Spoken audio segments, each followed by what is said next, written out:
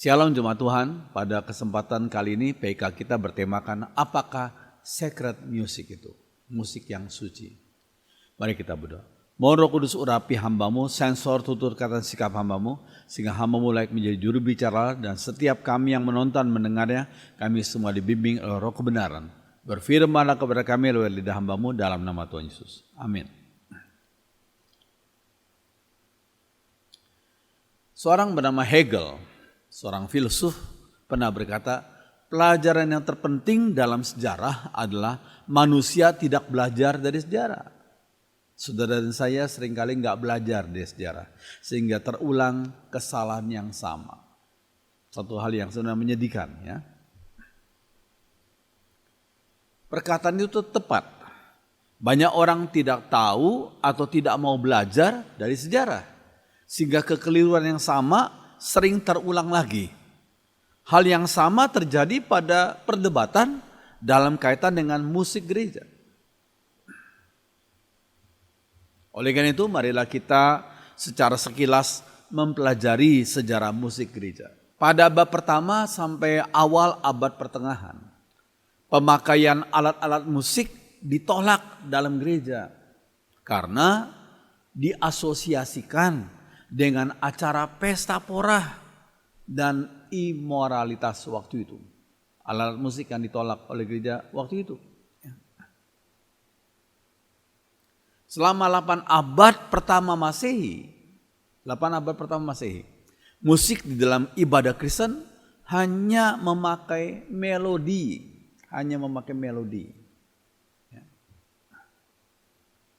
Musik gereja biasanya sederhana saja. Sedikit ornamen sehingga cocok untuk suasana hikmat, sedikit ornamen.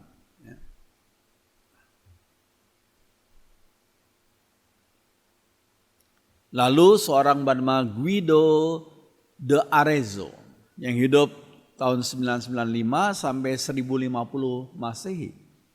Seorang biarawan dari Italia menemukan solmisasi yang pertama untuk menolong paduan suara anak-anak untuk membedakan antara satu tone dengan setengah tone,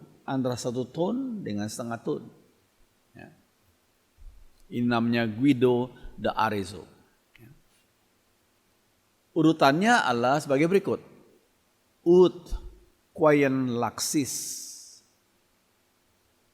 Re sonare fibris. Mi mira gestorum. Fa muli tuorum. So solve polutes. La biireates dan sa sancti Yohanes. Ya, itulah yang menemukanlah Guido de Arezzo. Ya.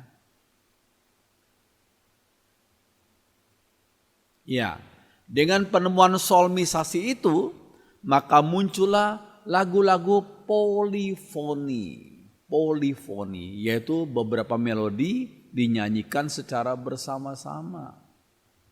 Ya, kalau saudara ada kesempatan silakan belajar polifoni ini, tidak terlalu mudah, ya. Karena beberapa melodi dinyanyikan secara bersama-sama. Ini sedikit contoh dari polifoni itu, ya. Hal ini terus dikembangkan dengan dibangunnya gedung-gedung yang megah di Eropa,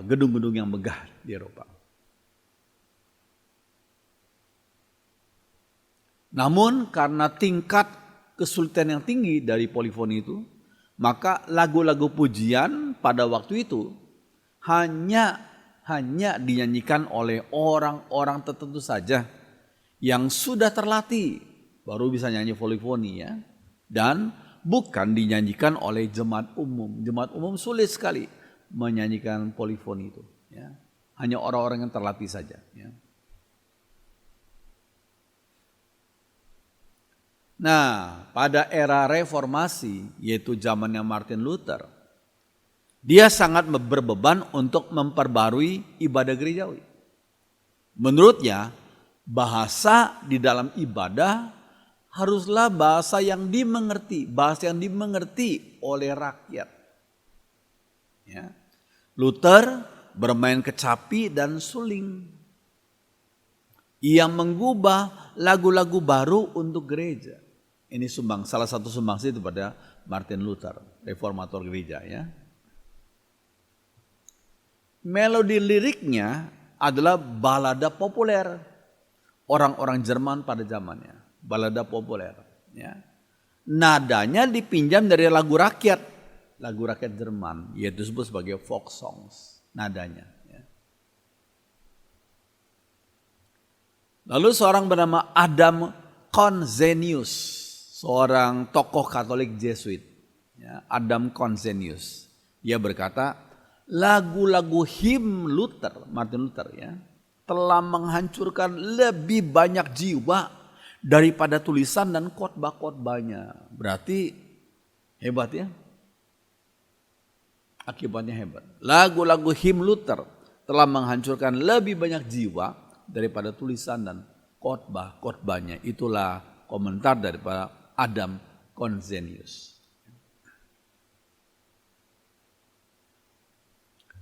Martin Luther menggunakan melodi-melodi sederhana untuk rakyat banyak. yakni lagu-lagu penyembahan di dalam bahasa Latin dan Jerman. Ya, sebelumnya bahasa Latin saja, tapi kemudian dalam zamannya Martin Luther digunakan bahasa rakyat itu bahasa Jerman.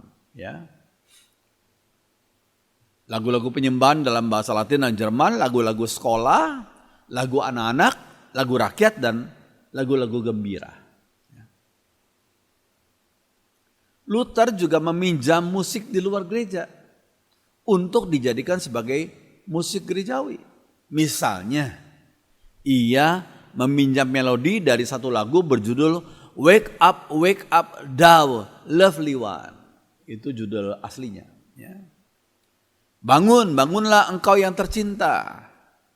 Lalu Luther menggantinya dengan kata-kata Kristiani, yaitu Now be joyful, dear Christians. Bersukacitalah, bergembiralah, hai orang-orang Kristen. Jadi nadanya dari lagu sebelumnya, Wake up, thou lovely one. Ya, diambil nadanya, diberikan kata-kata Kristiani. Ya. Prinsip Luther adalah si jahat tidak berhak mendapat tuntun yang bagus untuk dirinya. Itu prinsipnya Luther.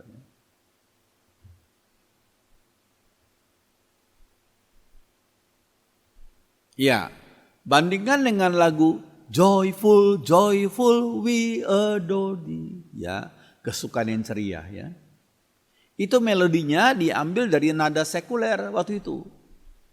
Yang komposernya adalah Ludwig van Beethoven. Ya, itu lagu Joyful, Joyful, We Adore Thee.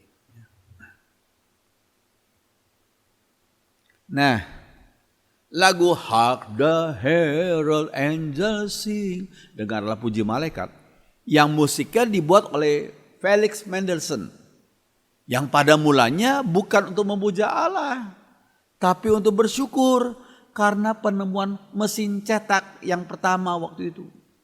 Itu latar belakangnya. Ya.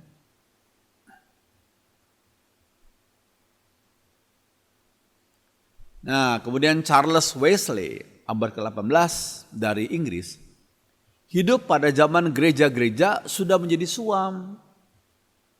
Banyak orang Kristen hidup secara immoral.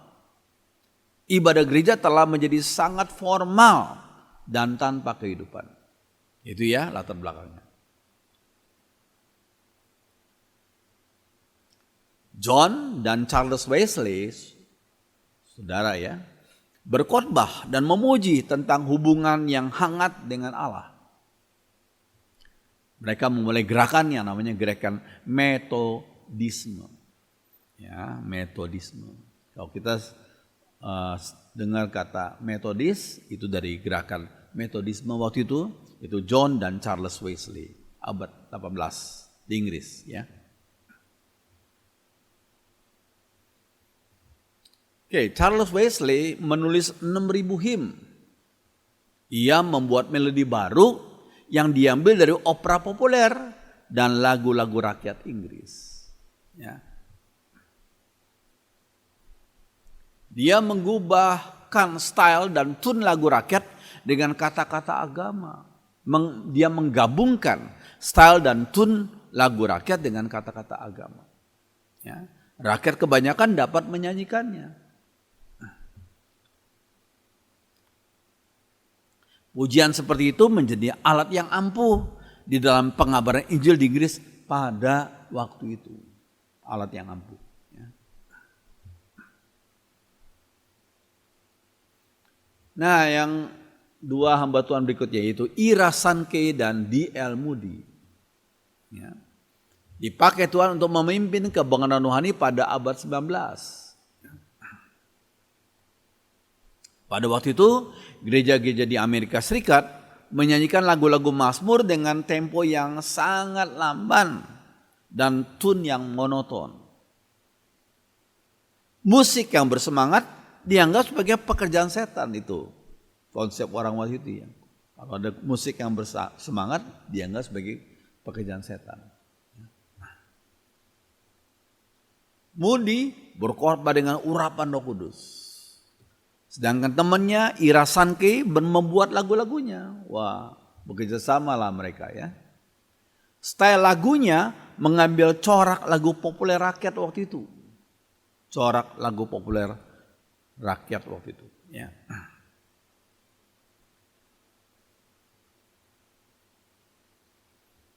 Seorang wartawan dari Glasgow mengomentari lagu-lagu Sankey sebagai berikut. Banyak konsorsi lagu-lagunya berasal dari daerah Skotlandia dan Irlandia. Dan masyarakat kami merasa akrab dengan musiknya. Sehingga terkadang sulit untuk mengenali bahwa yang kami dengar itu adalah lagu-lagu rohani.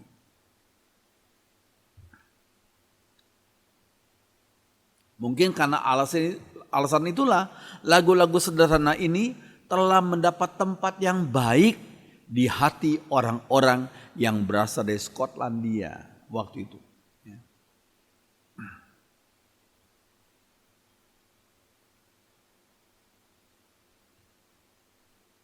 Ya, berdasarkan pemaparan di atas, maka kita bisa mendefinisikan apa sih artinya sacred music atau musik kudus itu.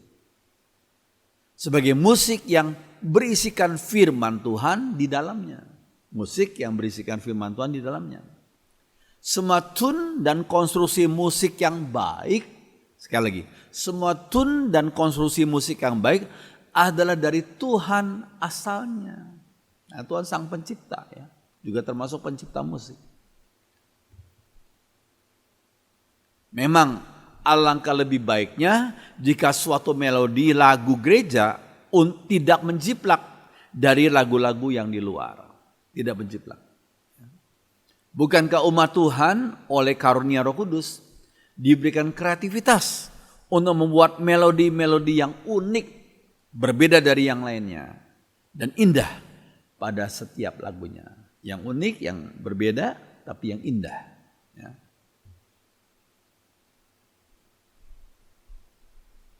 Pemazmur berkata, nyanyikanlah nyanyian baru bagi Tuhan. Nyanyian baru bagi Tuhan. Mazmur 33 ayat 3. Kata nyanyian baru di sini bisa berarti dua hal. Yakni pertama, dalam arti hurufiah, lagu yang belum pernah dinyanyikan sebelumnya karena baru digubah. Belum pernah dinyanyikan sebelumnya karena baru saja digubah. Itu makna pertama daripada nyanyian baru. Ya.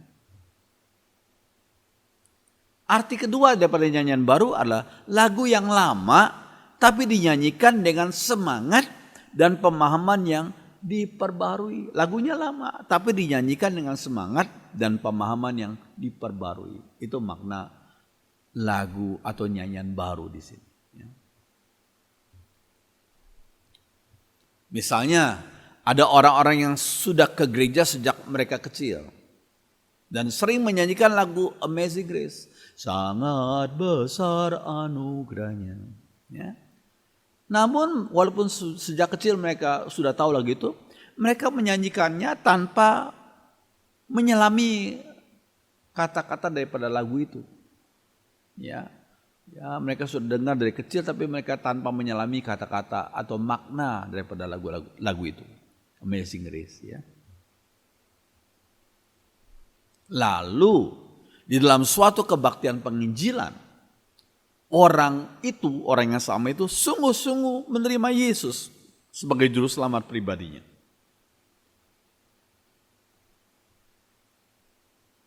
Setelah peristiwa yang penting itu, setelah menerima Yesus sebagai juru selamat, barulah orang itu dapat sungguh-sungguh menyelami makna syair dalam lagu Amazing Grace itu. Ya. Bahkan mungkin ia dapat menyanyikan lagu itu sambil menangis karena terharu akan kasih Tuhan yang dia sudah alami secara pribadi.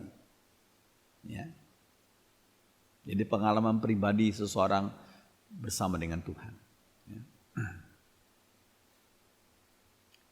Nyanyian rohani yang lama tidak perlu ditinggalkan.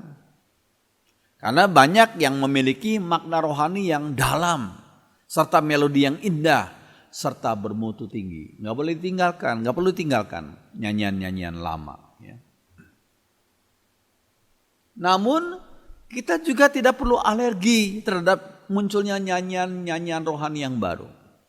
Banyak pula lagu-lagu baru yang indah dan menjadi berkat bagi umat Tuhan. Dan teologianya juga bagus. Jadi jangan kita tolak lagu-lagu baru yang baru saja digubah oleh umat Tuhan juga.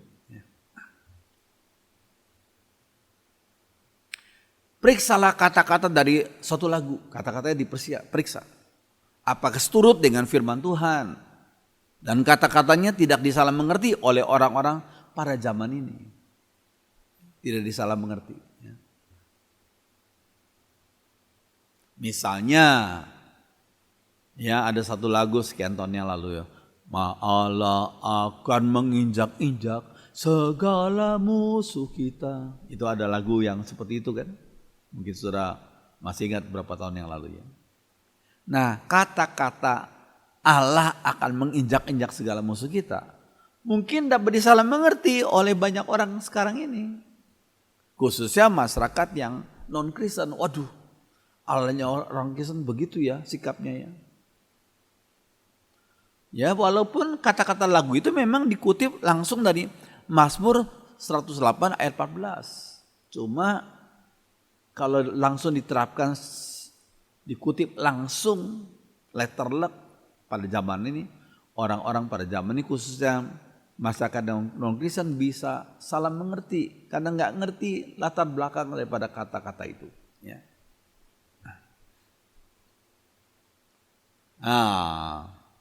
Dengan Mazmur 108 ayat 14. Dengan Allah akan kita lakukan perbuatan-perbuatan gagah perkasa, sebab Ia sendiri akan menginjak-injak para lawan kita. Itu memang betul secara letterlek Mazmur 108 ayat 14 ya. Oke. Bagaimana dengan alat-alat musik? Apakah ada alat musik yang sacred dan sekuler? Apakah ada alat musik yang ini sacred, yang ini sekuler? Ya. Mari kita pelajari sekilas latar belakangnya.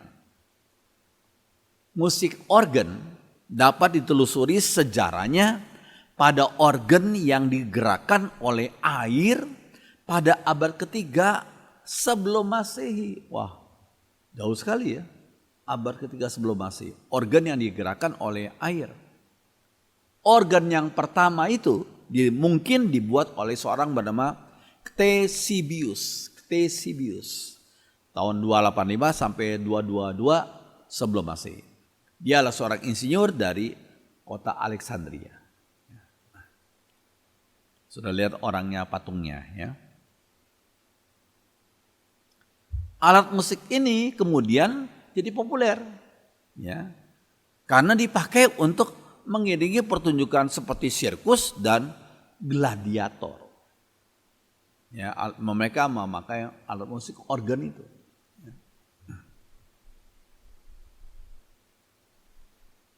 Iya, organ juga pernah dipakai untuk mengiringi pembantaian orang-orang Kristen. Wah, ini mengerikan. Waktu orang-orang Kristen dibantai, diiringi dengan alat musik organ. Itu dilakukan di arena pertunjukan kerajaan Romawi. Waduh, sangat jelek ya image-nya.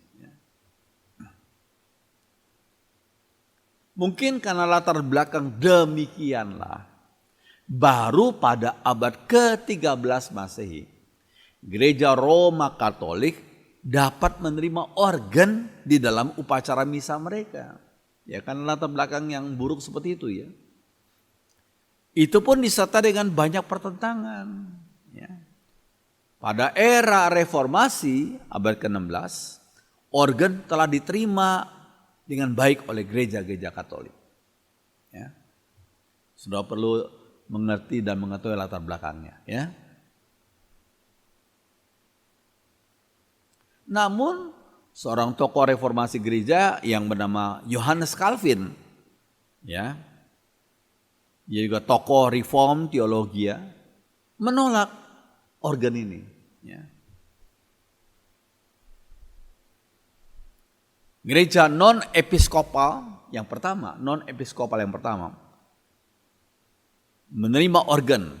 Gereja episkopal yang non-episkopal yang pertama yang menerima organ adalah Congregational Church di daerah bernama Providence pada tahun 1770, abad 18. Iya, bagaimana dengan piano?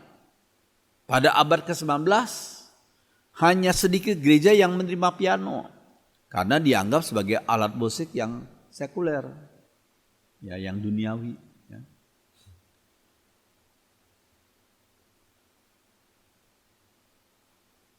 Pada abad ke-18, gereja Moravian menerima banyak alat musik kecuali violin.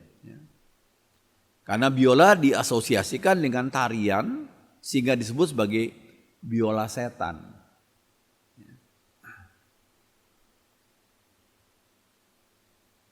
Lalu setelah mempelajari sedikit latar belakang sejarahnya, alat musik apakah yang layak dipakai dalam ibadah Kristiani? Kita bertanya demikian ya. Kita perlu melihat Mazmur 150 ayat 3 sampai 5 yang mengajarkan umat Tuhan untuk memuji Tuhan dengan memakai 3 macam alat musik. Apa itu 3 macam alat musik? Yakni trompet dan suling, itu alat musik tiup. Gambus dan kecapi, itu alat musik petik. Rebana dan ceracap, semacam angklung ya, ceracap itu semacam angklung kayu, itu alat musik pukul. Jadi semua alat musik di dunia ini bisa dikategorikan dengan 3 macam ini. Alat musik tiup, alat musik petik, dan alat musik pukul. Jadi berarti semua alat musik bisa dipakai untuk memuliakan Tuhan. Ya, puji Tuhan.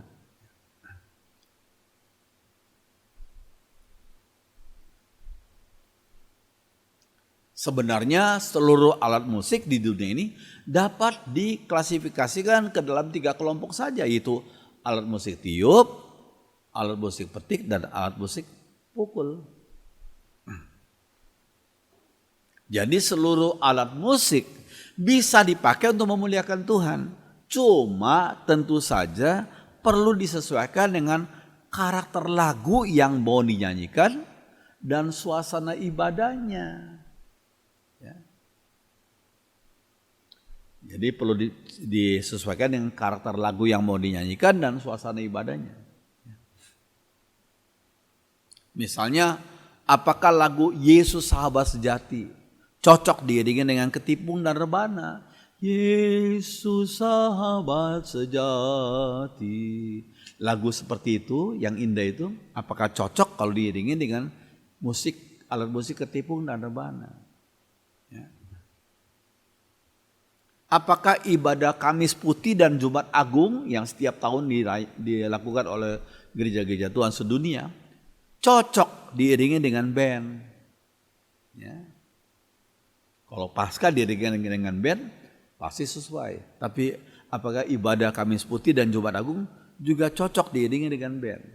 Ya. Bagaimana dengan perayaan Paskah? Apakah cukup diiringi dengan piano saja? Paskah kalau umat Tuhan bergembira, bersuka cita karena Yesus telah bangkit ya. Apakah cocok hanya diiringi dengan piano saja? Mungkin ada alat musik lain yang lebih meriah ya. Ya. Perlu diingat, sebagian orang menjadikan sesuatu yang sudah kebiasaan. Ya. Bahasa Jawanya kulino, sudah kebiasaan. Sesuatu yang sudah kebiasaan itu dianggap sebagai sacred, suci. Ya. Sedangkan yang belum terbiasa dianggap sebagai sekuler atau duniawi. Ya, kalau mau jujur, saya pikir bisa terjadi di mana-mana ya. Ya. Sebagian orang menjadikan sesuatu yang sudah kebiasaan atau kulino sebagai hal yang sacred. Tapi yang belum terbiasa itu sekuler itu. Dalam kurung duniawi. Oleh karena itu dibutuhkan kesabaran dan kebijaksanaan untuk mengadakan perubahan. Jadi perubahan juga harus dilakukan dengan bijaksana, dengan tidak terlalu buru-buru ya. Nanti malah menimbulkan gejolak ya. Roh Kudus tidaklah menghendaki kekacauan, tapi damai sejahtera. Lihat 1 Korintus 14 ayat 33.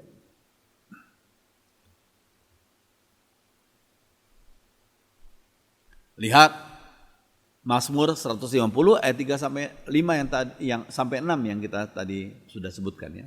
Pujilah Dia dengan tiupan sangkakala. Pujilah Dia dengan gambus dan kecapi. Pujilah Dia dengan rebana dan tari-tarian. Pujilah Dia dengan permainan kecapi dan seruling. Pujilah Dia dengan ceracap yang berdenting. Pujilah Dia dengan ceracap yang berdentang. Ini berbagai alat musik ya.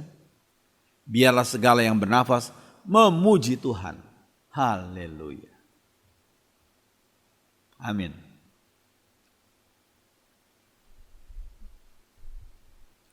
Nah, saya mengajak saudara mengingat satu lagu.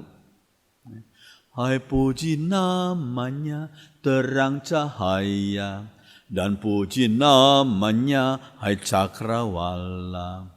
Hai puji namanya semesta alam, mari semuanya menyembah Tuhan. Haleluya, pujilah Tuhan tak henti. Haleluya, karena kasih-Nya tak terperi. Haleluya, pujilah Tuhan tak henti. Haleluya, karena kasih-Nya tak terperi. Mari kita berdoa. Kami bersyukur untuk kesempatan kami boleh belajar sedikit bagian daripada firman Tuhan. Khususnya berkaitan dengan musik gereja. Roh Kudus, Roh Hikmat membimbing setiap kami, khususnya umat Tuhan, hamba-hamba Tuhan, supaya bisa mengarahkan umatnya untuk memakai alat musik yang sesuai dengan suasana ibadah yang akan dilakukannya. Terima kasih, tolong kepada kami semua. Dengarkan doa kami dalam nama Tuhan Yesus. Amin.